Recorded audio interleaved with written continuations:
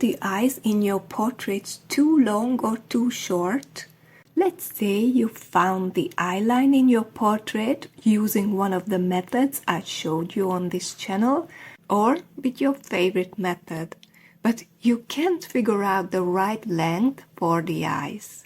The shape of the eyes looks correct, like in the photo or from your real-life model, but they are too big. Then your reference picture is of a face looking straight at you.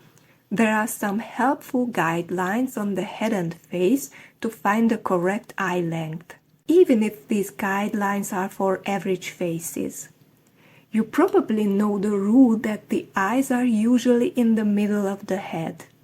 But to be honest, most photos aren't taken with the person looking directly at the camera. This is because it's not the most common or interesting head position. The three-quarter view, for example, is more common in photos. So, if the head is tilted or viewed from a different angle, the position of the eyes will also change. It doesn't matter what method you use, like the Loomis method or an observational method.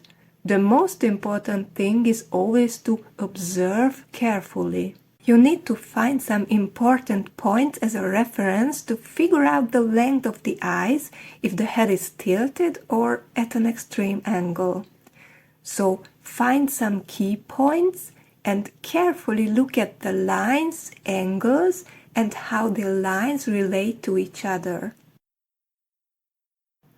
Now I'm going to show you some examples. I hope this helps you.